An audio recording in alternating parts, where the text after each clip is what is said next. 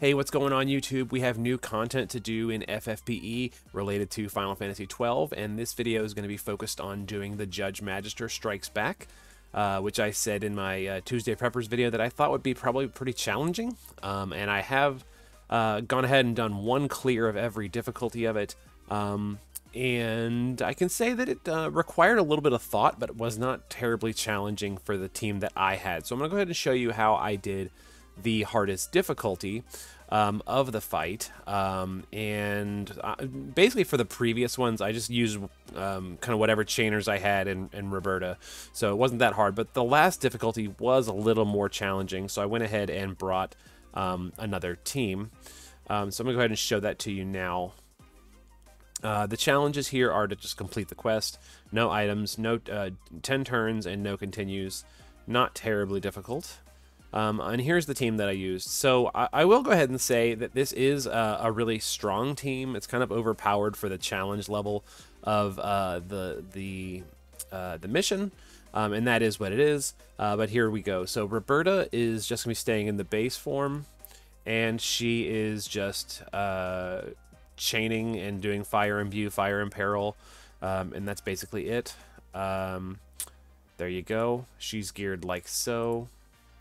She's got some human killer built in, not a whole lot, but some, as well as some true double hand magic, and that's really all she needs. She's just doing some chaining and some support. Ling's build does not matter. Don't even worry about it. All she really needs is LB fill, and then she does human killer and breaks and buffs and stuff like that. Not that important in terms of her gear, but just to show you what she does have. I've just got her kind of geared randomly from the last time I used her in something. Runda, I honestly just hit defense and automatic. Runda's just provoking and chaining, and that's really it. Elena, again, is just chaining. Technically doing a sword imperil, which is going to help her and Roberta do some damage, because Roberta's wearing a sword. But other than that, that's really it. She's got her intrinsic, which makes her really strong. And there you go. And then Tybus is going to cap for us. Tybus is built for human killer, LB damage, and true double hand. He's wearing this for a great sword imperil, although he's going to be applying his own, so I guess it doesn't really matter. But there we go. And I did this in 2 turns, so we'll see if I can repeat that and do this again in 2 turns. Let's see how we do here.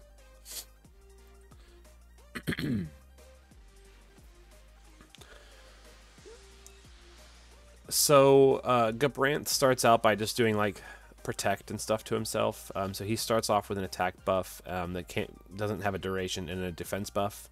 So there you go. Then there's all of our automatic stuff that we got going on.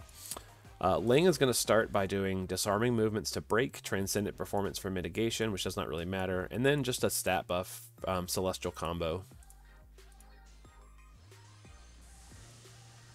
There we go. Runda is going to LB just to put up mitigations and stuff. There we go. And Roberta is going to do fire imbue and imperil, support from the skies for more buffs and evasion stacks, and then Mega Breath to set up quad chaining for the next turn. There we go. And because we don't really need to do anything this turn, we could do some damage. We'll go ahead and not really. We'll go ahead and use Celestial Brilliance for Sword Imperil, Star Supernova just for some chaining and to boost stats for herself, and Gemini Blade just to do some chaining. Tybus is similarly going to do Tybus's Spirit, and then just double chaining. There we go.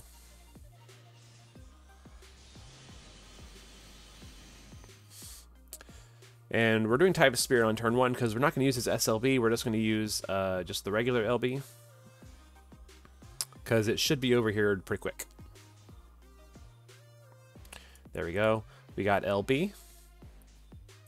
Ling is going to shift and use triple here. We're going to use Rallying Dance for a buff, Assassin's Dance for a human killer, and she could do whatever, we'll redo fire. Why not?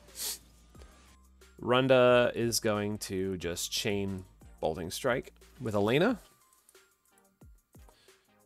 There we go. Gemini, Gemini, Gemini, and Roberta and Ignitos are going to just quad chain Mystic Breath.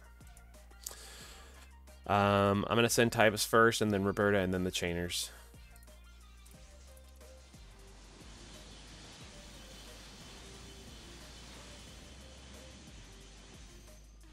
And there you go. So that's, you know, it is a strong, it's a strong setup, but it's pretty achievable. I mean, Runda's free. Ling has been free multiple times. Elena is old, but just recently got up some buffs.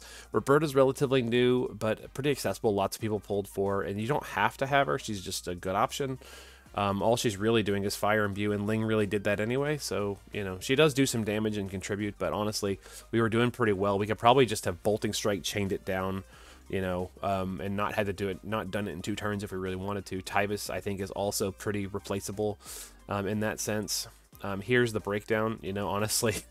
Elena did the most damage, so we could have probably done just fine just chaining with Elena doing most of the damage and just have skipped Tyvus altogether. Kind of makes me want to go back and do it again. Yeah. In fact, why don't we just prove that point right now? We'll do it again. And instead of, we'll just take Tyvus out. We'll see how we do. And in fact, we will take Roberta out too. Why not? She's our leader. We gotta swap her. Let's just see how we do. Just like this. Okay? 3 units. I don't know if it's going to work.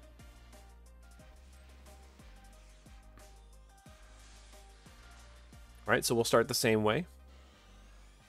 This is me going off script, you know? Sometimes you get this. Disarming, Transcendent, and there we go. Combo. Runda Scan. And we'll just go ahead and do Celestial Star Gemini. Obviously, we do a little less damage because we're not imbued with fire this turn.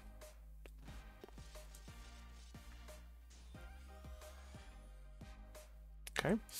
Ling is going to set us up for that, so she will Rallying, Assassin, and Fire. And this time we're going to triple. We're going to Runda, and cover. And she'll just do Gemini.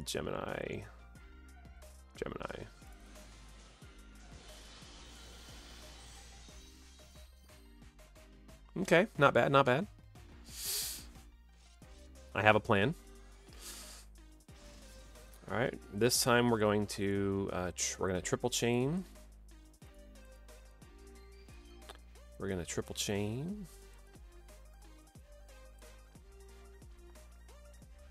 All right, and Ling is going to Celestial, Assassin, just to refresh it, and Dragon Dancer.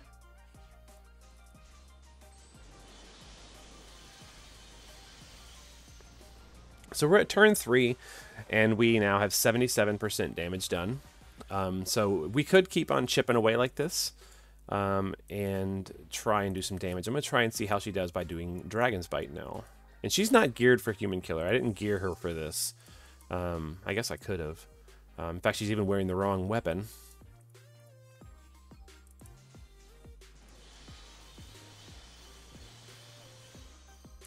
So now we're at turn 4. We've done 63%. You know, we're doing just fine, honestly.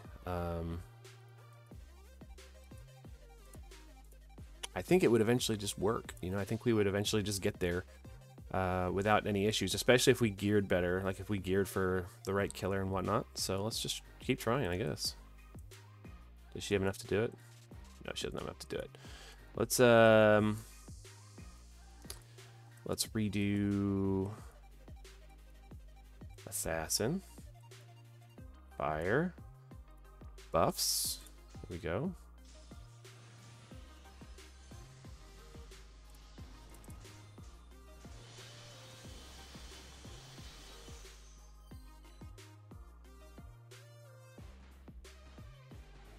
Mitigations are hurting a little bit. I don't know. I do think it's pretty achievable. I think it can be done. And let's heal.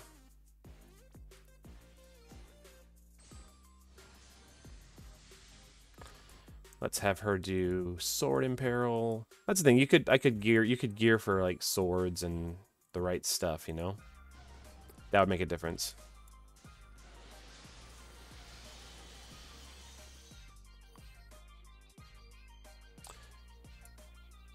He's got resistance to magic attacks.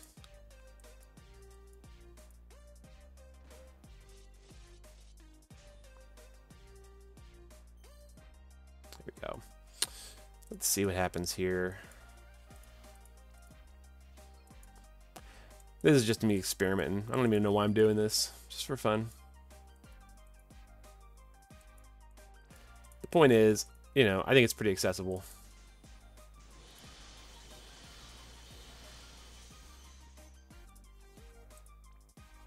Yeah, we'd get there eventually.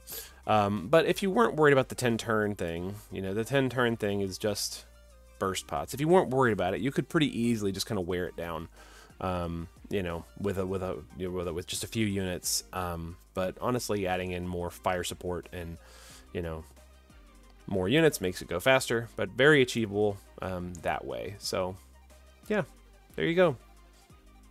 Gabranth, not as hard as I thought it was going to be. Hopefully that's helpful to you, and we'll see you in the next video.